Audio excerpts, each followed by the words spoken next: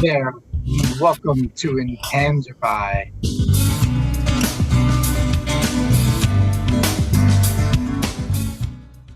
Hi there, and welcome to Intangify. I'm Matthew Asbell, the host. Intangify is where we talk about the intangible aspects of business. And my guest today is Miss Jennifer Shaheen, happens to be a longtime friend and colleague. And Jennifer is from the Technology Therapy Group. Does a lot of interesting things around education, branding, and marketing. And Jennifer, I'd love for you to introduce yourself and tell the audience a little bit about your background. Sure. Well, thank you so much, Matt, for having me. I was so excited to be a guest because I work a lot in the world of the invisible. So I'm Jennifer Shaheen.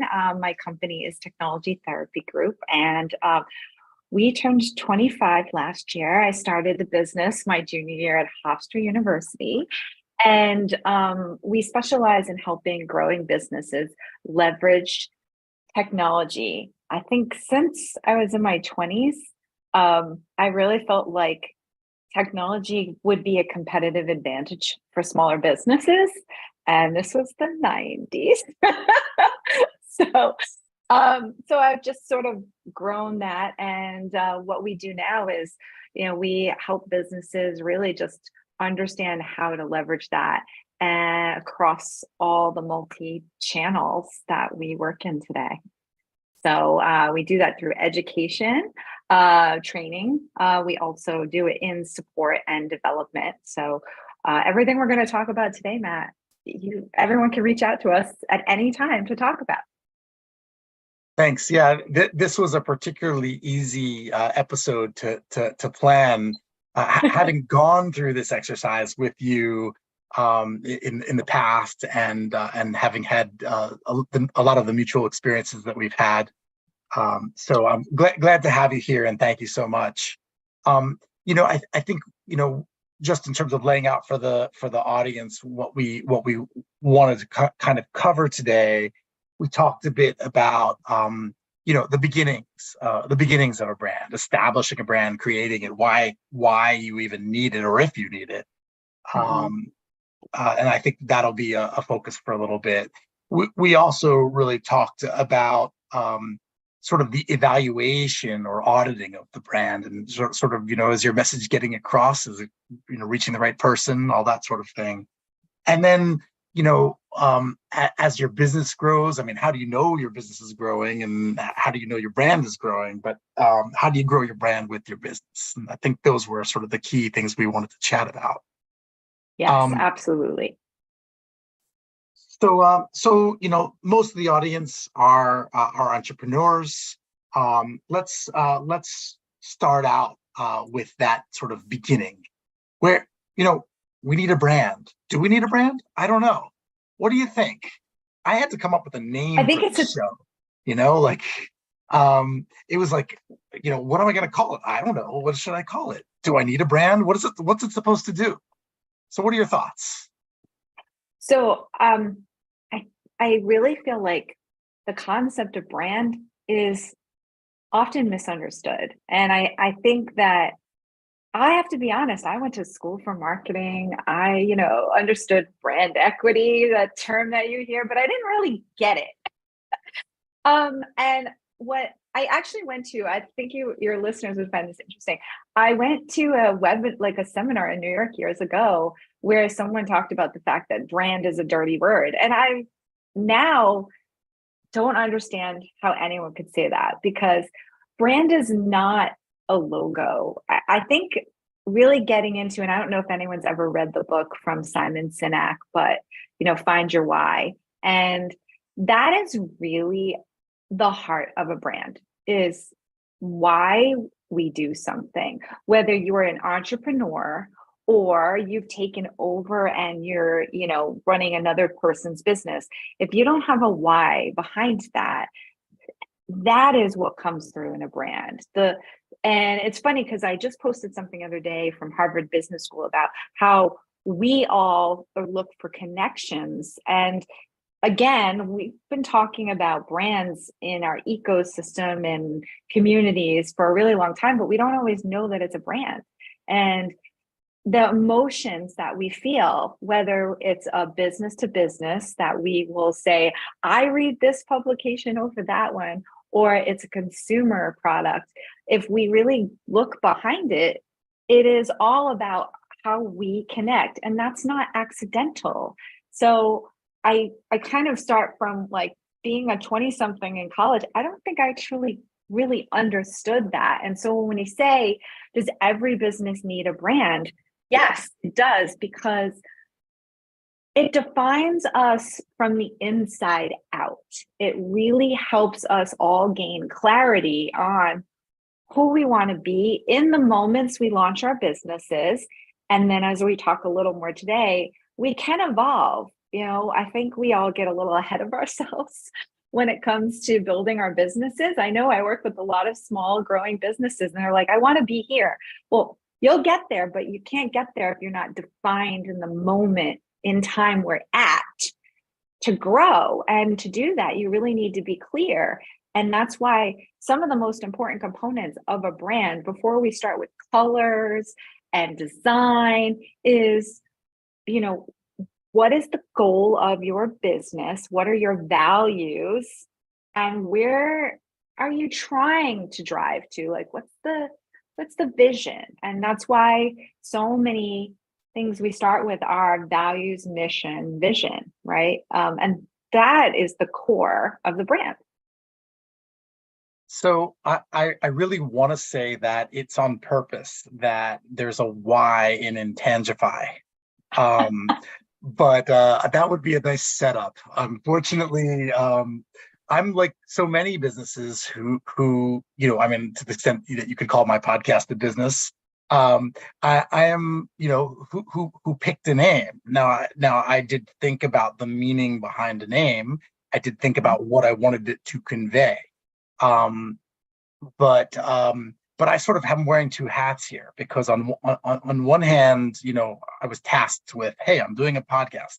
Why am I doing a podcast, and what am I going to call it? And what am I going to do on this podcast? On the other hand, I'm an intellectual property lawyer, and I have so many clients and potential clients who come to me with their brands that they want protected. When they do, so many of them come with, I want to own this name, which tells you exactly what they do. And that's the whole thing. Like in my field, we're always on the other side of the marketers. The marketers want the nice, easy brand that tells the consumer exactly what the product is. And we want the ones that do anything other than that so that it can be protectable. But I did think about the Y in Intangify, I guess, in the sense that not the actual letter Y, but the purpose behind it. But I think the other thing I wanted to say about that is when you are starting out, going to someone for help with this sort of problem, this idea of branding, feels costly and out of pocket and challenging to want to do that.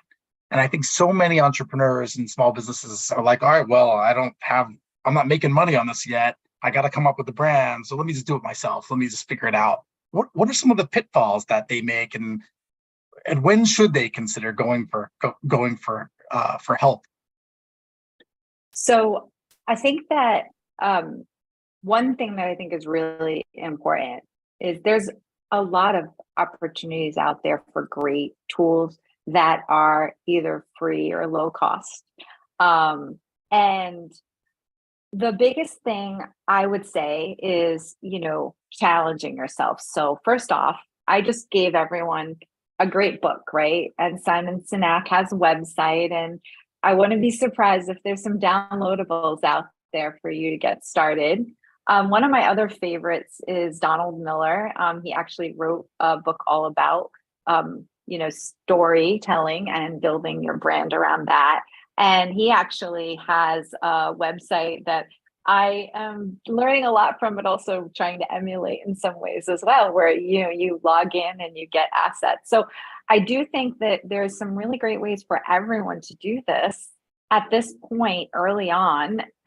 The other thing is that finding someone who challenges you. And yes, I think it's wonderful to go to branding experts, but when you're a startup, it's hard, right? So there's plenty of organizations like, we've worked with SCORE, which is part of the SBA, and the American Marketing Association. I think what's wonderful, and by the way, also everybody can remember that, small business development centers are at a lot of universities, and you can also work a lot of times with the college professors who teach branding. So there's, I think, a lot of opportunities, and I agree. Hiring a branding expert, it can get expensive, but I do think there's some ways to be smart about it. But you, as the owner, the entrepreneur, the individual, have to know very clearly what you want. And without clarity, that's oftentimes why brands feel messy. And it's often, if you look at reviews that people write about businesses, it's because it's not 100% clear of who they are and what they support and what they stand for. And so, to your point, Matt, all the things you said, right? We get caught up in the business side of things, but we forget that this is that intangible element that really takes a business forward. And it's why one person is more connected to some cachet brands that we can talk about today. You just did such a great job selling my brand. That's what I'm here for, everybody. Perfect. Thank you so much. Thank you so much. So we're getting ready to have a break. So I think what we'll do is we'll go to break, but when we come back, what I'd like to talk to you about really is, when you do work with somebody in this sort of a consulting capacity for branding purposes, and what that's like, because I've had pretty varied experiences there, and I'm sure you've heard some. So we're going to go to break. We'll be right back. You've been listening to Intangify on talkradio.nyc, and we'll see you shortly. Are you a business owner? Do you want to be a business owner? Do you work with business owners? Hi, I'm Stephen Fry, your small and medium-sized business, or SMB guy, and I'm the host of the new show, Always Friday. While I love to have fun on my show, we take those Friday feelings of freedom and clarity to discuss popular topics on the minds of SMBs today. Please join me and my various special guests on Friday at 11 a.m. on talkradio.nyc. Are you a conscious co-creator? Are you on a quest to raise your vibration and your consciousness? I'm Sam Leibowitz, your conscious consultant, and on my show, The Conscious Consultant Hour, Awakening Humanity, we will touch upon all these topics and more. Listen live at our new time on Thursdays at 12 noon Eastern Time. That's The Conscious Consultant Hour, Awakening Humanity, Thursdays 12 noon on talkradio.nyc.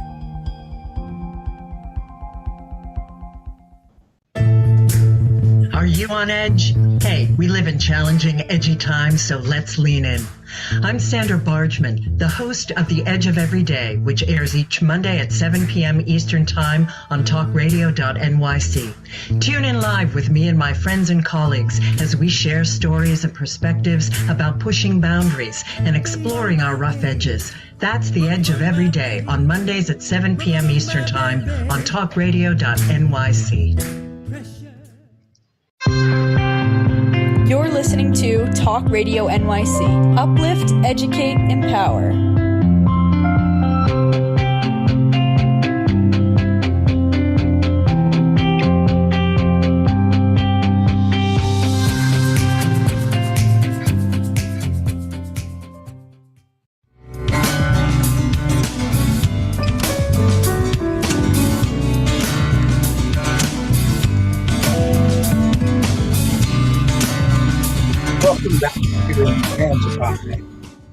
Welcome back to Intangify on talkradio.nyc. I'm your host, Matthew Asbell.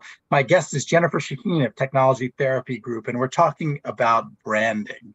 before our last break, we were talking about the creation of a brand and whether businesses need it, and how they deal with that sort of stress of, do I need to hire somebody to work with me on the brand once you figured out what your purpose is and what you're trying to do behind the brand.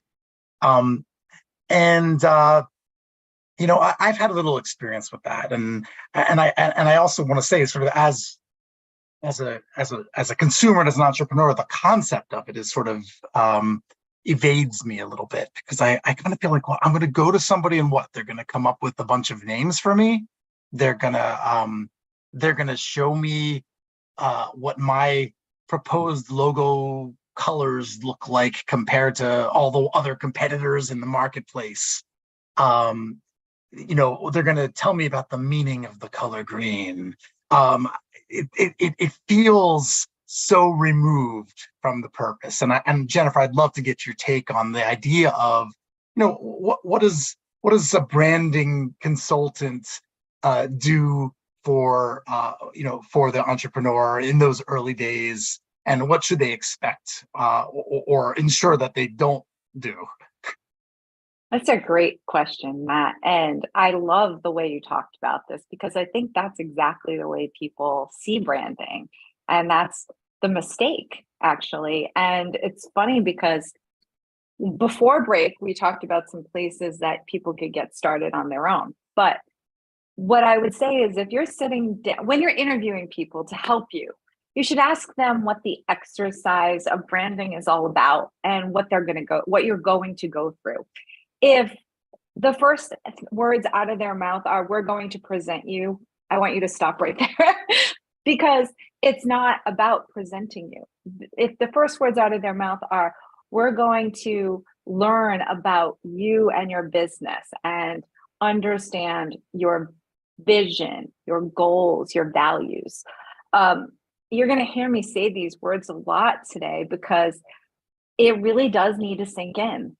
Without that guidance, you won't be able to come up with the right color or the right name, because mission, vision, and values are part of that personality. And if we could agree, Matt, would you say that brands have a personality? Like, when you look at something, you can tell if that brand, before you even read it, you can look at a logo many times and know if the brand is very sophisticated, right? Or playful, and before we walk in the door, it's funny. It's one of the reasons why some businesses have some issues that they have, is because their perception to the outside world, even from just a visual logo, communicates a lot. So before you even get into colors and design and any of that,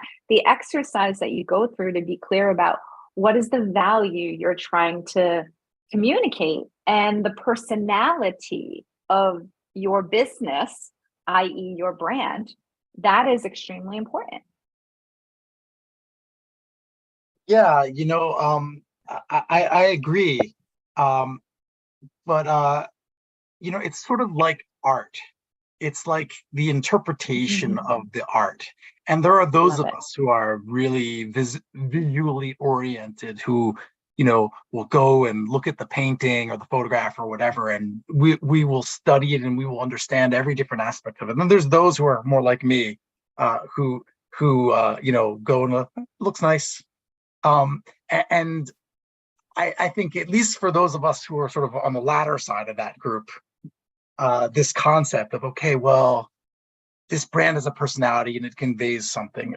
You can tell me that in the course of discussing my own brand. I would be, I feel like I'm hyper focused, like nobody's going to get that.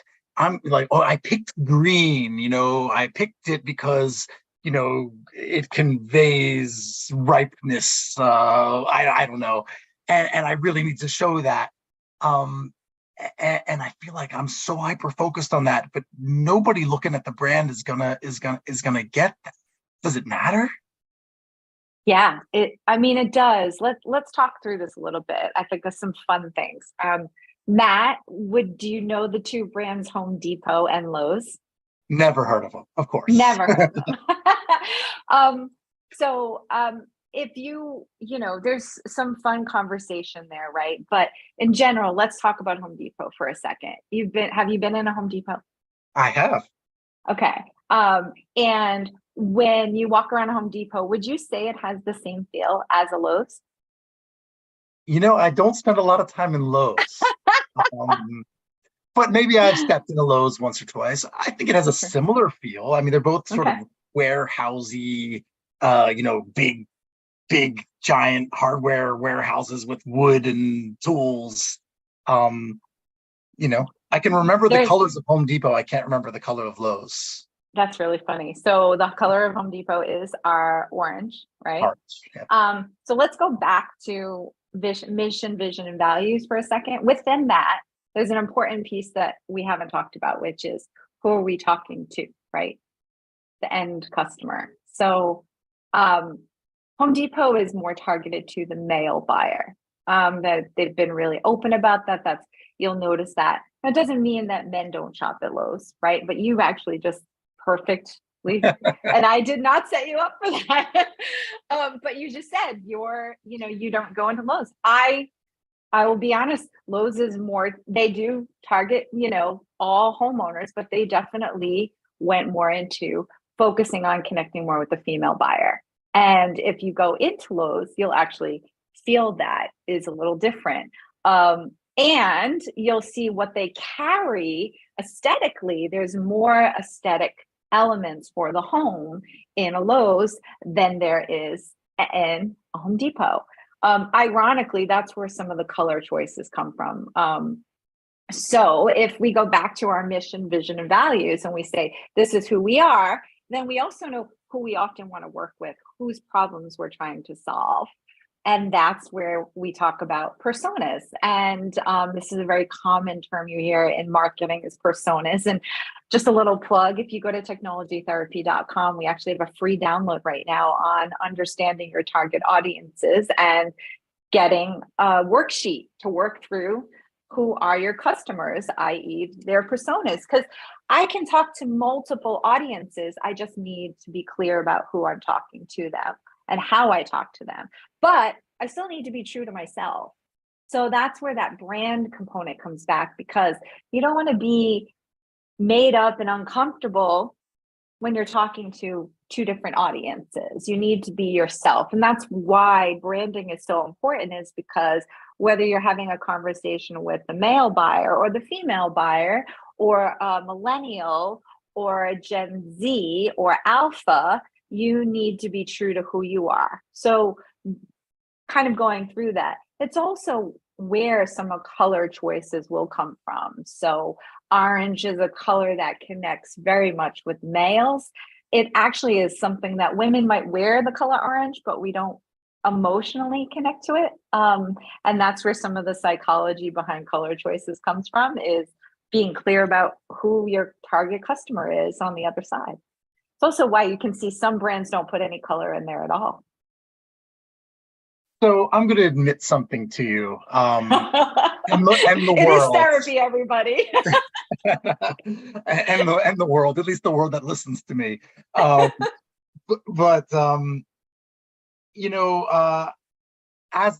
a lawyer in the field of intellectual property, I've been told I need to identify my target audience.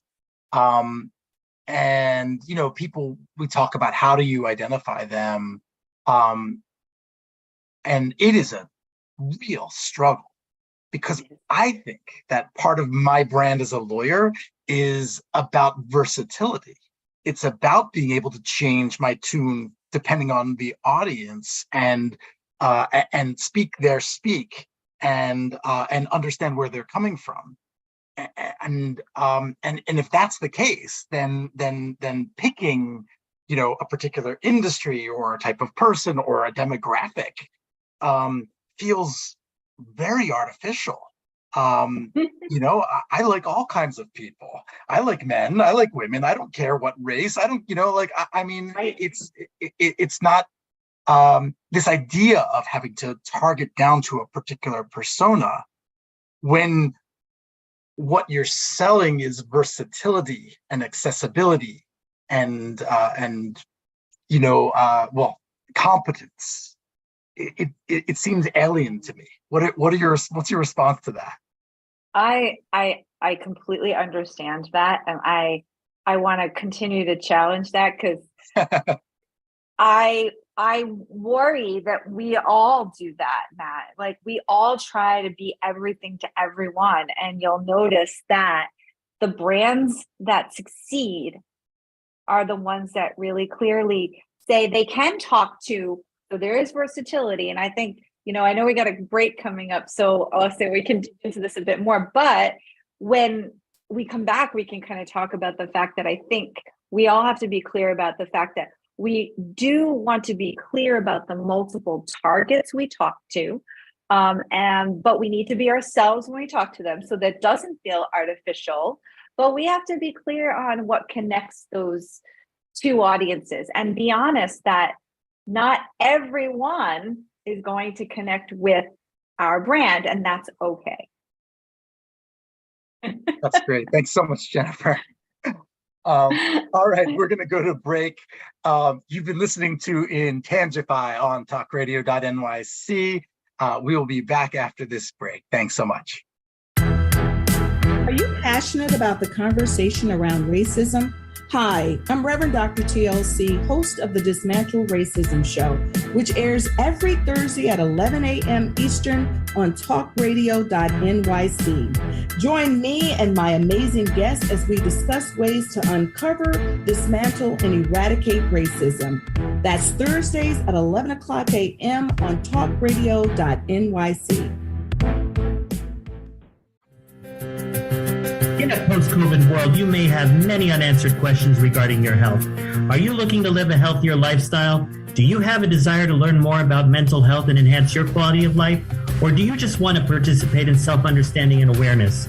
I'm Frank R. Harrison, host of Frank About Health, and each Thursday, I will tackle these questions and work to enlighten you.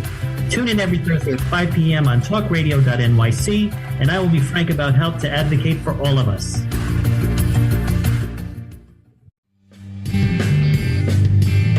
Hey everybody, it's Tommy D, the nonprofit sector connector, coming at you from my attic.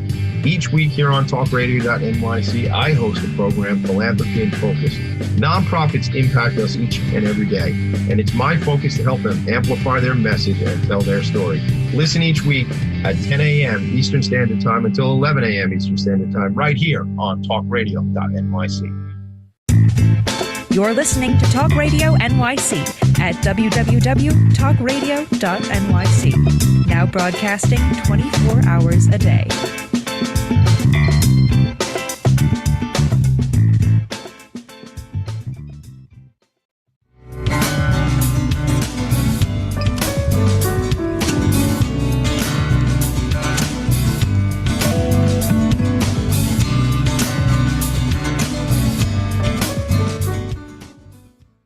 Welcome back to Intangify on talkradio.nyc. I'm Matthew Asbell, your host. My guest is Jennifer Shaheen from Technology Therapy Group.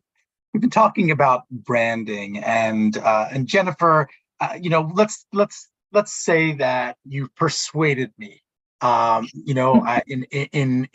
building in starting my business, I should know the reasoning, and you use some language which I've already forgotten now, like it was MMV, was it the mission and Vision and values. Mission, vision, and values, MVV, right?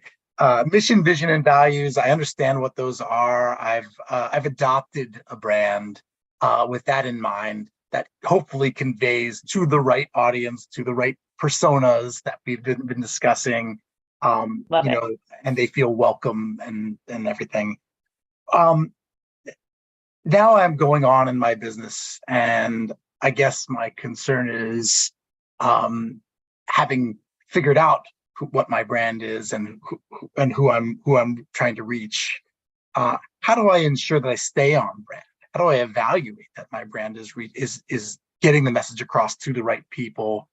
Where do we start with staying on brand, especially in a world where the many which ways which we communicate, kind of all at once, can be so divergent, right? I'm on social media, I'm on a podcast, I'm writing articles for journals or doing television commercials. Mm-hmm. No, it's great. And I do think that we have to have some of these core items because they become almost like little litmus tests. So, for example, when you're doing something on social media, if your brand is based around the notion and value of education, then you're going to put things out that are more on that topic or on those connection points. Whereas if you're a brand that's more playful and entertaining, you're going to do things like that. And when you consistently do that and have that kind of personality and connection with your customers, then that's something they hold on to and they connect to. So like, for example, really interestingly enough, I was doing some brand audits recently. And one thing that I found really fascinating is that, and we're seeing this a lot going on in social right now, is some brands have been departing from certain platforms because they feel as though it no longer connects with who they are. They know that there's customers out there that are on those platforms, but they are stepping away from those platforms because they don't feel as though they fit their values anymore, or they don't feel like it fits their connection. So when you think about things like that, you will notice that's why some brands won't even touch Twitter anymore. And some actually have completely departed from Facebook now because they just don't feel as though that's where their audience is growing, right? And so when we talk about evaluating and looking at a brand, those are some of the ways that you'll do that is, where are my customers, but also these channels have control over you too. So you have to make sure that they fit within who you are as well, right? As a brand. Well, the channels have their own target audiences, demographics, Exactly. personalities. And so it's sort of like, who do you want to be associated with? Like who your friends are, essentially. Right. Yeah. Well, it's funny, Matt, because one thing that we'll talk about with when you think about even shopping channels, so let's take social media off the table for a moment, but you don't see authentic, high-end brands on Amazon. You see their knockoff, but you don't see them. So that's, a perfect example of, a place where a brand would say, well, do you know 80% of the buyer's journey starts on Amazon for shopping, but it's, shopping for what persona target audience. Now, don't get me wrong. There's, by the way, people on Amazon who have plenty of money, but they're not shopping for their high-end products there. So, so that's kind of a good example of like another channel that, brands can say, well, I could hit a lot of people there, but what does it say about my brand if I'm on that platform? Does that make sense from a brand evaluation perspective?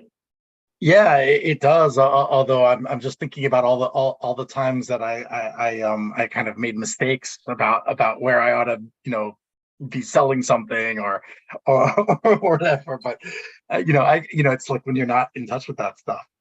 But It's absolutely true. Yeah, no, you're right. And I think that's actually one of the things that startups have a really hard time with is they're focused on growing their bottom line. And I completely understand that. And so when you talk about, for me, brand evolution is something that's very important. And if you started that way and now you're realizing, okay, I'm doing really well But if you really look at it, we've all heard the 80-20 rule, right? We get 80% of our business from oftentimes 20% of our market, right? So what we often do is if we took a step back, that might be a perfect time to do a brand evaluation. What 20% of your audience is really contributing to more of your purchasing? And now you start to look at that and say, wow, those are the types of people I like to work with. And so I need to find more of them. And that's that personas conversation, which is you maybe didn't do that at the beginning. So how do I look at this now and reevaluate things and almost start to build out the brand more effectively, is by saying, these are the clients that I work well with. These are the customers I notice we work well with. We need more of that. Where did they come from? Well, now how do I attract more of them? And you can learn from that. And that's a great way to start evolving your brand, because where you started, right, I told you we're 25 years old. And before we did today's call, I said, we're about to go through a new rebranding ourselves this year, because we're evolving ourselves and realizing what we love to do and who we want to talk to. And it's not an uncommon thing to evolve. It's also it's not only that the evolution of your brand, or the growth of your business that triggers that sort of thing. In my line of work, of course, sometimes we force people to rebrand, or my clients have to rebrand because others are forcing them to rebrand. And that's a little bit more like ripping off the Band-Aid. It's a little bit less like we've learned over time that this is where we belong, or this is who our target is. That's we know who we are and who we want to target. Now we have to come up with a new brand that will reach the same, group and demographic, I guess. I don't know. What comments do you have about a rebrand for companies? Well, I think rebranding is often happening because brands have hit a plateau. So if your business is at this point where you can't seem to grow, it's because something is flat in your organization, and it's a great time to relook at it. And oftentimes when you relook at your business, you start to realize why you've flattened. And that's a great trigger for rebranding, because it gives you an opportunity to say, well, we want to get more aggressive about going after maybe audiences that you have a smaller market in and that you shouldn't. But the reason you have a smaller market is because you're not connecting with them. And that might be why you need to rebrand, because you know that there's a portion of that market that likes you already, but you got lucky, you got connected to them, and they're sort of as you say, like what we say with data, like they're the outliers, but you want more of those outliers. So to do that, how do we connect with them? So that can sometimes be why you end up rebranding, is because you're looking for more of a particular target that you just can't seem to connect with. And it could be because of the way your brand is positioned. Well, what if the listeners are more like me, in that they're disconnected from this information? I have lots of different kinds of clients. I can't say that I enjoy working with all of them exactly at the same level, but there are definitely many very, very different clients with whom I very much enjoy my relationships working, and they're not the same as each other. I don't know where to begin to evaluate my brand message, or how well I'm reaching my target audience, because I struggle with who my target audience is. So I think a couple of great places to start is I actually run a program for clients where we call it Taking Stock of Your Business, and we look at the key areas of your financials. And in looking at your financials, and you could probably do this yourself, Matt, right? Like you could look at the types of businesses that often you enjoy working with, but also have more repeat and recurring revenue components. So that's one way. And this is a very B2B way. But even if you are working in the consumer space, you might also notice that with the types of products people buy or the services. So I do want to stress that, because I know our listeners are not always just B2B, they can be B2C, business to consumer. So I would start there. And it's a great way, because we all want to grow our bottom line, and start looking at what you see as similarities in those groupings. And from there, it's easier to have a next level conversation about, okay, well, do I see those people, or do those people see themselves in my business? So this is where, photography and imagery makes a difference, is I need to see myself as in the potential client in working with your organization or your business or you as an individual.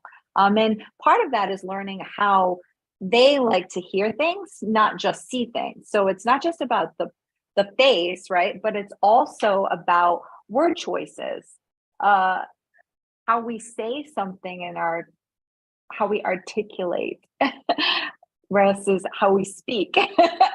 That can be one of those components. And then again, it goes back to you have to be comfortable with that as well. So those are some places to start. I mean, it sounds a lot, sort of reminiscens back to earlier in our conversation. We were sort of talking about brand consultants and this idea of art and the way in which you see the art. But the piece that I was thinking about as you were talking about there was, okay, I've established that this is what I think my brand should be, or this is what the message I want to get across. I'm all focused on myself. I'm all focused on what I want to convey. And I've got to also spend time understanding who the recipient of the message is and how they receive it and what they care about, because they're not necessarily me. In fact, they're probably not me at all. Correct. So there's this element, just like in any relationship, of thinking about the other person, thinking about the recipient of the message, and adjusting the message and the way in which it's delivered to that recipient, that target, that ideal person, whatever it might be. Yeah. Great. You're getting it. I knew I would eventually. We're going to go to break. You've been listening to Intangify on talkradio.nyc, and we'll be back shortly. Hey everybody, it's Tommy D, the nonprofit sector connector, coming at you from my attic. Each week here on talkradio.nyc, I host a program, Philanthropy in Focus. Nonprofits impact us each and every day, and it's my focus to help them amplify their message and tell their story. Listen each week at 10 a.m. Eastern Standard Time until 11 a.m. Eastern Standard Time, right here on talkradio.nyc. In a post-COVID world, you may have many unanswered questions regarding your health.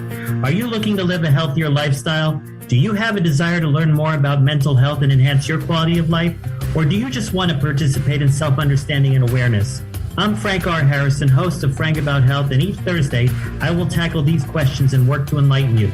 Tune in every Thursday at 5 p.m. on talkradio.nyc, and I will be frank about health to advocate for all of us. Are you a conscious co-creator? Are you on a quest to raise your vibration and your consciousness? I'm Sam Leibowitz, your conscious consultant, and on my show, The Conscious Consultant Hour, Awakening Humanity, we will touch upon all these topics and more. Listen live at our new time on Thursdays at 12 noon Eastern Time. That's The Conscious Consultant Hour, Awakening Humanity, Thursdays 12 noon on talkradio.nyc. You're listening to Talk Radio NYC at www.talkradio.nyc. Now broadcasting 24 hours a day.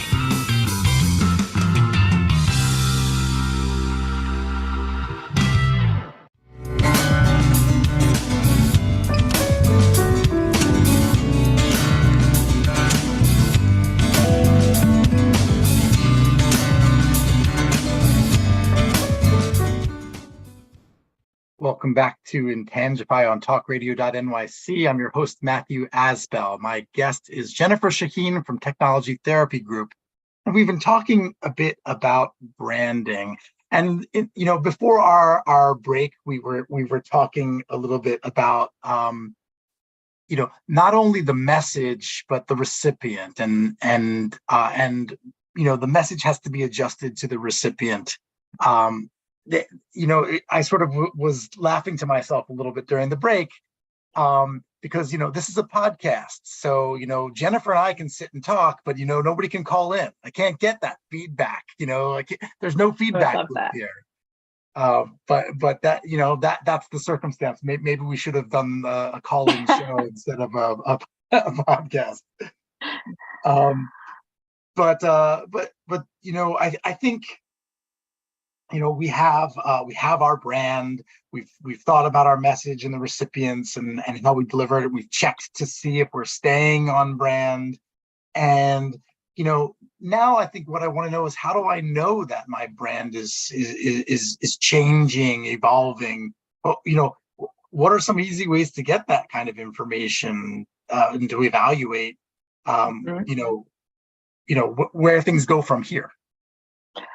Yeah. So, there's a couple of things. So first off, one thing you'll know that your brand is doing well and growing is, obviously you'll see it in your bottom line, of course. But one of the fun things that I always talk to people about is, if you've ever looked at, especially if you have a unique name, Matt, right? This is a little harder if your brand name is similar.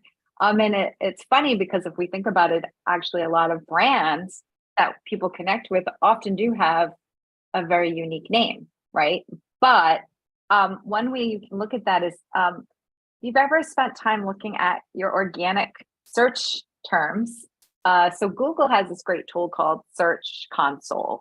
And in there, it actually has records. And if your website has been up, you should have it registered in there anyway. A little plug for that to understand. But you can actually see how many people Google your company name on its own, because nowadays very rarely does anyone even type in a domain name anymore. They just go to Google and type the company, and if they remember to put the .com on the end, or .net or .org, it just takes you to the website.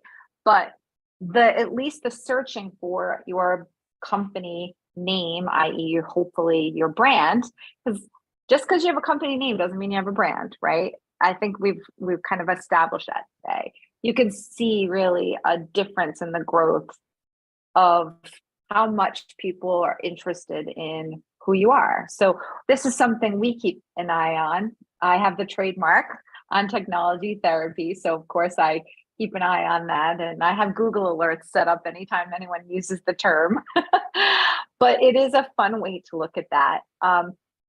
Another thing that I think is important to know that your brand is doing well is, I feel businesses have had a hard time in the last few years with the employees. And when you're looking at growing, you'll find that recruiting talent or even hiring, it goes back to really like people feeling like they're coming to work with someone that is communicating something that connects to them, not only very different than a customer. And I have to confess that when we readjusted our approach to marketing and branding for ourselves, we started to attract a much better candidate because they spent time looking at us and how we're putting our message out there. What a difference it really made in bringing quality people to our firm. And I don't know if you can talk to that as well, Matt, if there's anything you've seen on that side of things. I don't know that I can. I think, at least in the legal field, I don't know how. There are definitely some lawyers and firms that are educated about how to brand and market, and they try to educate us. I mean, we definitely try, but there's a struggle there. There's a struggle there as to really being a differentiator. I feel like every law firm website says, we're the best, trust us, we know our stuff, we do everything you need, and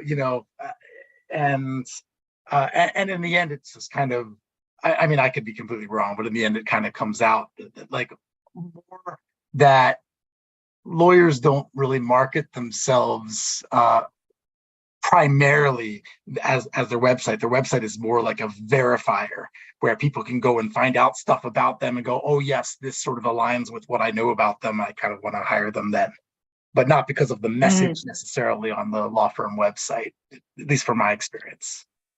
Interesting. See, and I'm working with an employment law firm actually in the Boston market right now, and we're working on some of that just to differentiate them. So both because, of course, they talk to the end employee, and so we have conversations on both sides of why we understand, and then it is actually something that makes a difference.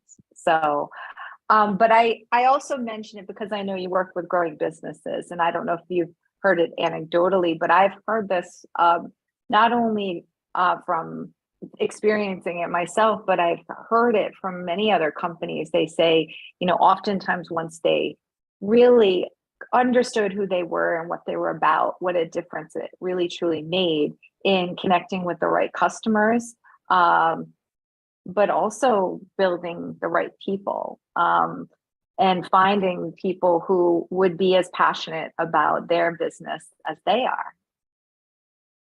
Yeah, no, I mean, I definitely think it's there, and I think lawyers are probably just not the best example, but there are some who have done it, and certainly on the clientele, those businesses that we're representing are much more mindful of those issues. I mean, they come to us, if they're coming to me for trademark help, right? They're not really looking for my personal or artistic view as to whether their brand reaches their audience, and and whether they have those differentiators.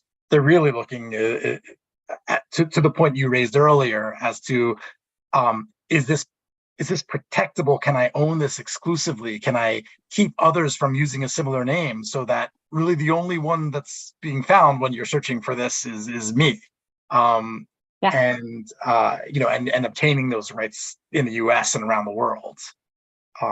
But it's interesting because I always had this view of sort of the lawyer on one side of the coin and the marketer on the other, because the marketer wanted to pick names that told the consumer what the product is or the service is, or something about it, to make it, because it was easier to sell that way. But your comments really suggest that it's not just that sometimes we're on the same side of the coin, in that having that unique name ultimately is more valuable, because people looking for you will find you, and you'll be different enough from the others around you.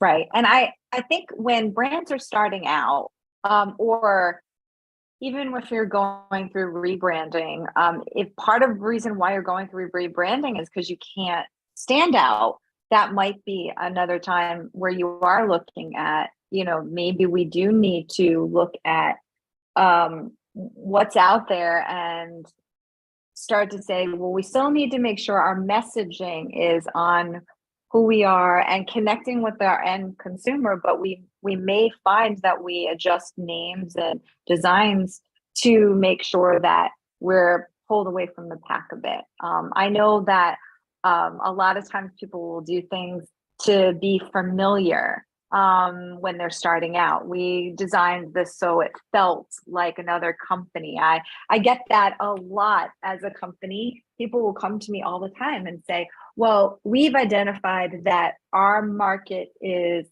the same people who shop at Whole Foods. Okay, so we want to have a feel that is like that.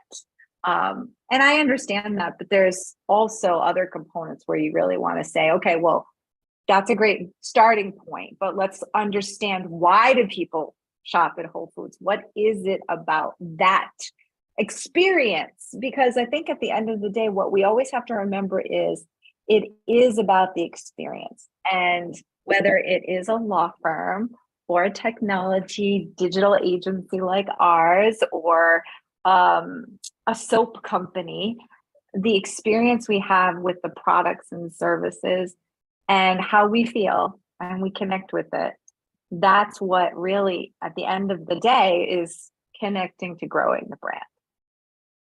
Yeah, I mean, very briefly on the law firm side, right? It's an uneven playing field because some states require the law firm to have the names of the partners as the name of the firm, and so it becomes you don't have a lot I of didn't know that. flexibility in certain states as to what your name might be. You have some flexibility, but not a lot. You can't just necessarily, in some states, you can't just necessarily pick a name has no meaning or has a different meaning from any of the partners. But in some states you can. Did not know that. Very interesting. Yeah, but that's law firms. Probably not that many of our listeners are law firms. But the other thing that I was thinking as you were speaking is,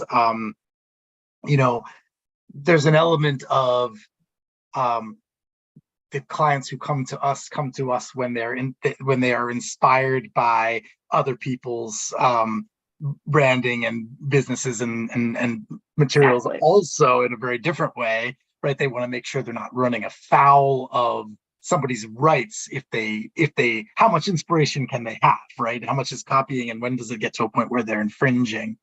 Or the opposite, when this is our name, this is our brand, and we want to let people use it, and we need to make sure that they use it and they use it correctly, right? So there are parallels, but yeah, I think you're right. You don't want to, just like you don't want to take somebody else's privacy policy, you don't want to take somebody else's branding or materials. You can find some inspiration, and then you got to think about what your message is and who your people are, and et cetera. Exactly. So Jennifer, thanks for having me. Yeah, I wanted to just ask if you have any final message you'd like to convey to our listeners, particularly the entrepreneurs in our audience. What should they think about when they think about brand? They should think about working from the inside out. It needs to be true to who they are, but it also needs to connect with who they want to work with. So that's, I think, the best place to start. And then if you have any other questions or anything, come stop by technologytherapy.com or connect with me on LinkedIn. Thanks so much. It's been a pleasure having you. My guest has been Jennifer Shaheen from Technology Therapy Group. This is Matthew Asbell on Intangify on talkradio.nyc. Have a great weekend.